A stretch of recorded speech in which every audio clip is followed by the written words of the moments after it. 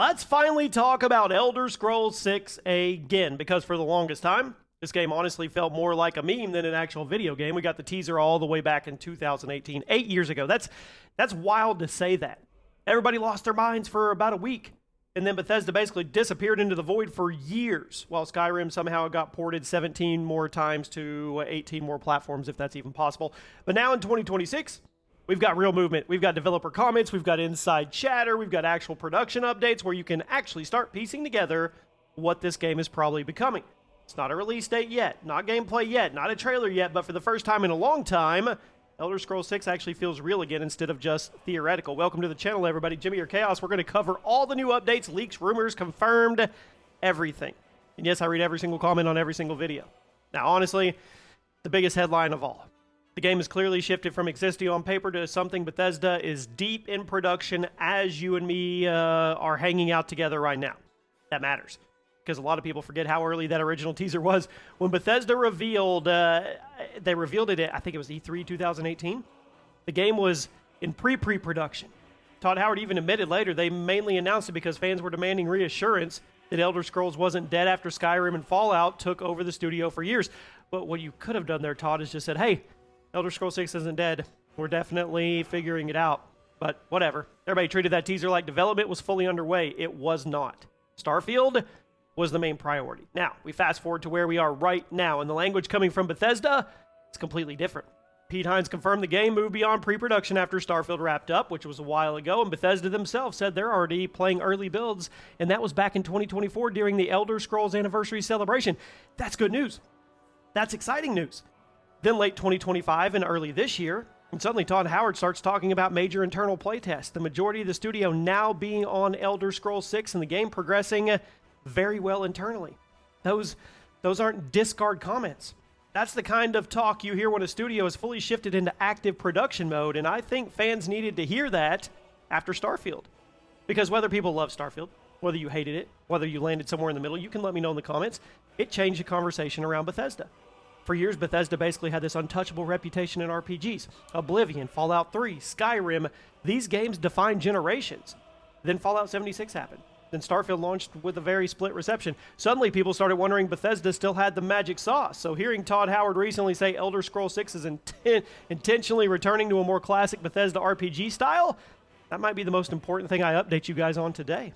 That line right there tells you Bethesda knows exactly what fans are expecting. Now, people don't want Elder Scrolls turned into some hyper-linear cinematic action RPG. They don't want this giant procedural universe again either. They want that feeling Skyrim and Oblivion gave them, where you walk in a random direction for 6 hours and you accidentally discover 20 different stories along the way. They want factions, exploration, dense cities, weird side quests, random caves with hidden lore, NPC routines, build freedom. That live another life in another world feeling Bethesda used to dominate at. And Todd Howard specifically framing Elder Scrolls 6 as a return to that style, it's pretty reassuring to me. Now, obviously, the next massive question everybody keeps obsessing over is the setting. Because Bethesda still has not officially told us where the game takes place. But if we're being realistic, Hammerfell is still overwhelmingly the strongest theory. At this point, the clues, they've stacked up for years. You had the old map, the future, the social media tease, people dissected frame by frame. You had the geography in the original teaser trailer, looked very coastal, very desert heavy. Then there was that weird Pinterest board rumor in 2024 where fans found what looked like a Bethesda reference imaging of full desert architecture, coastal cities, Redguard-inspired visuals, and North African and Middle Eastern influences before the board suddenly disappeared and went private. Then another insider rumor in 2025, again, directly pointing towards Hammerfell. Now, none of these individually confirm anything. They don't. But when every breadcrumb keeps circling the same location over and over again, we have to kind of say it's not random. Honestly, Hammerfell makes the most sense, for where Elder Scrolls is currently at lore-wise. Hammerfell is politically unstable after the events of Skyrim. The Empire's weaker. The Dominion, it's looming over everything. Hammerfell already rejected the White Gold Concordant after the Great War. The Red Guards are fiercely independent right now. You've got deserts, you've got coastlines, you've got mountains, you've got port cities, ruins, you've got sword culture, naval potential, you guys let me know what you think about that, and all kinds of political tension already built into the setting naturally. It's actually perfect for modern Elder Scrolls to me. Maybe not to you, but to me. But the thing that keeps making this even more interesting is the possibility of High Rock being included too. Because once people started talking about Hammerfell, you had the Bay theory, it exploded.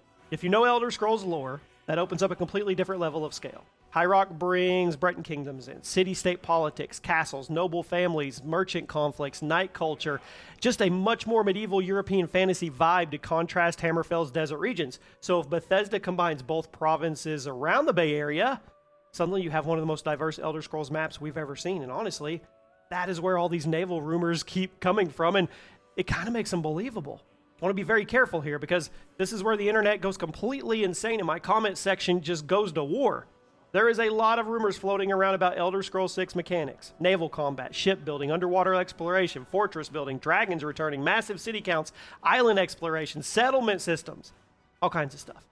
Most of it comes from the 2025 inside rumor that got a lot of traction online. The issue is that same rumor also hinted at a possible reveal happening that year, which that obviously never happened. So right away you have to lower your confidence level on everything attached to it. But even though none of those mechanics are confirmed, some of them make sense logically.